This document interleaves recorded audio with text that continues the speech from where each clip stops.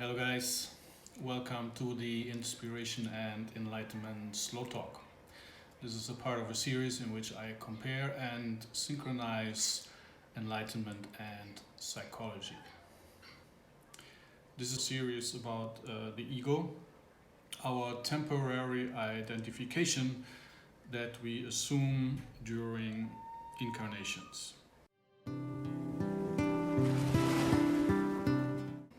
So, what is the enlightenment psychology model of the ego? Let me bring up a picture. So, personality is made out of 5 spheres, so to say, which is the sphere of the feelings and desires, the intellect, the mind, then the brain, which produces the emotions, and the body. And the ego is partly produced by the brain. That's where the science of consciousness comes in, which I mentioned earlier. And it's the ancient part of the brain, as well as the mind, which in enlightenment, in the context of enlightenment, is independent of the body and the brain and survives the death of the body. So our soul is our true identification, and it's partly belongs to personality, partly it belongs to higher aspects of ourself, in particular to the higher self. So in the morning when we wake up, the soul descends into the body spacesuit and identifies itself with the ego, our personal self-identification. But apart from being stuck with the ego during our waking hours, it still can move a little bit, and sometimes you're more on the emotional side, sometimes you are busy thinking and meeting your challenges, sometimes emotional impacts pull the soul even lower into the body, and you become, for example, when you become hungry, everything the ego, your soul will think about that moment is, how to get something to eat. But it can also move upwards, above personality and towards the higher self. Naturally, this is very, very rare, and these are only flares of inspirations we receive. But if we perform meditation, we can actually lift the soul out of personality to the higher self while we are conscious. So again, our soul is our true self, our self-consciousness, and the ego is our temporary waking self-identification. The ego is mortal, the soul is immortal. The ego was born with our body and it will perish with it.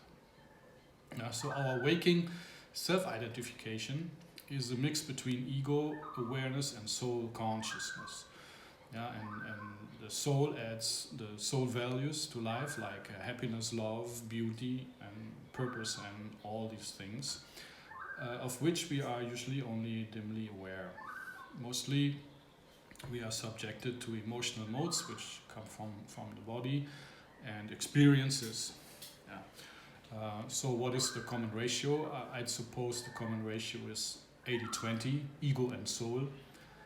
And the purpose of enlightenment is to change this ratio to 80-20, that we live life more as a soul rather than an ego.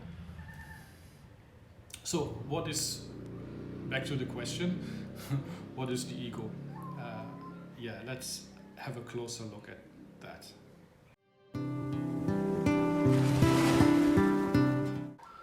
So again, it's true that the ego is an illusion, because our true self is true identification or consciousness is the soul. But there is nothing wrong with an illusion.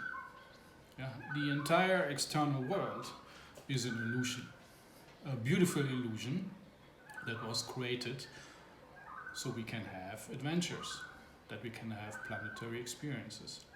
And the ego plays its part in this grand illusion. Yeah? It's an illusion that allows us to experience illusions. Yeah? We like illusions. We like to watch magical shows.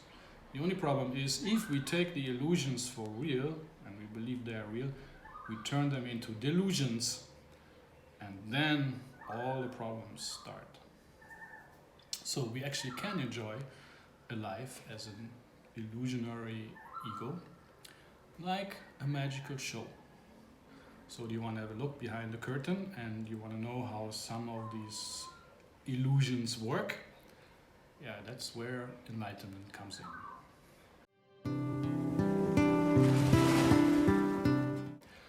Before we have a closer look at the ego, at the technicalities of the ego, allow me to take a little step back and talk about the purpose of the ego.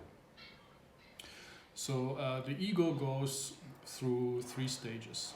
There's the common sense ego, that's what we are now.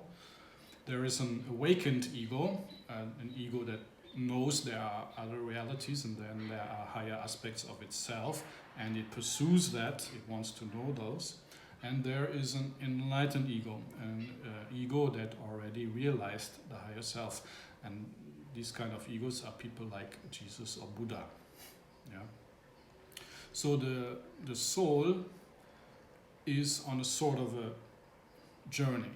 Yeah. In the beginning, in the very beginning, before the soul ever had an incarnation, the soul is just rapturous awareness. This is paradise. And when it incarnates, the soul gets a body, a spacesuit, and identifies itself with an ego. Yeah, and through experiences, emotional impacts, and the struggle for survival and success and fun, the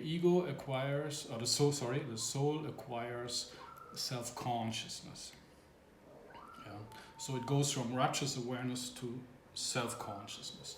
And over many incarnations, the ego and the soul together, they gain wisdom, understanding, and expand that self-consciousness. So maybe in the beginning we were, we incarnated as insects, so we had the self-consciousness of an insect, and we had the self-consciousness of a dog, and of a monkey, and then of a human. So this self-consciousness expands over many incarnations. And then there comes this time when the soul is ready to rise further and explore other realities and the totality of itself. And that is the time when we experience an awakening and then start to pursue enlightenment. So that's the awakened ego. I discussed the journey of the soul in more detail in my video, The Journey of the Soul. I'll leave a link in the show notes. In this series, I want to discuss the natural ego, the common sense ego, and the technicalities of it.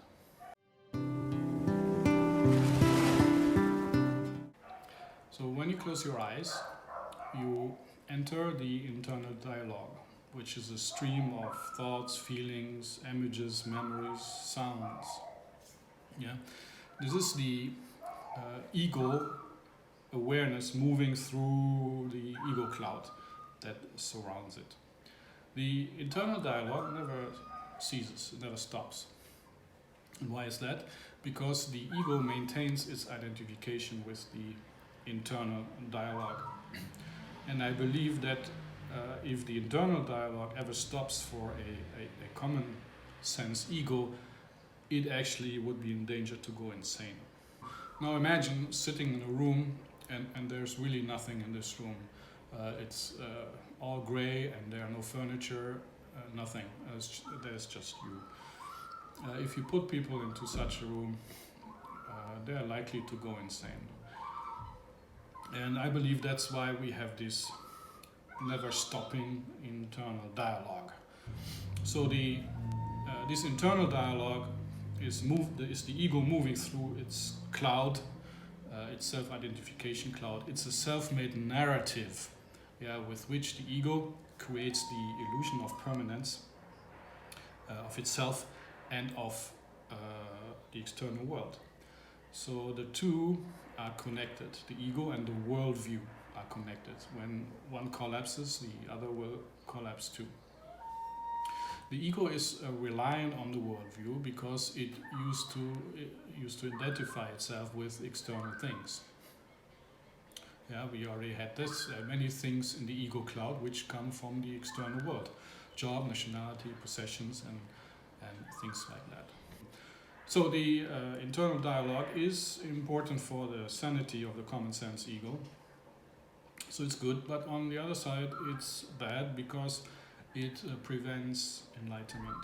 The goal of enlightenment actually is to stop the internal dialogue and the noise of the mind, and which is very, very difficult.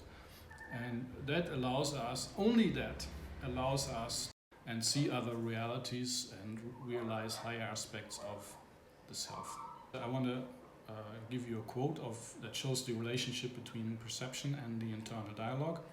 I took it from Carlos Castaneda, from The Fire from Within. And I think it's a beautiful description, which I would like to read for you now.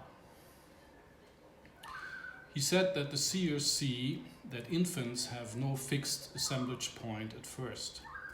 Their encased emanations are in a state of great turmoil, and their assemblage points shift everywhere in the band of man, giving children a great capacity to focus on emanations that later will be thoroughly discarded.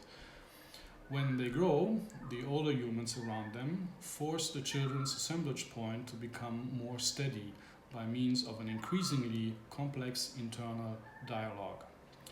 The internal dialogue is a process that constantly strengthens the position of the assemblage point because that position is an arbitrary one and needs steady reinforcement.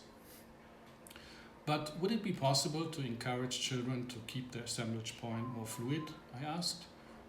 Only if they live among the new seers, he said. Otherwise, they would get entrapped, as the old seers did, in the intricacies of the silent side of man. And believe me, that's worse than being caught in the clutches of rationality.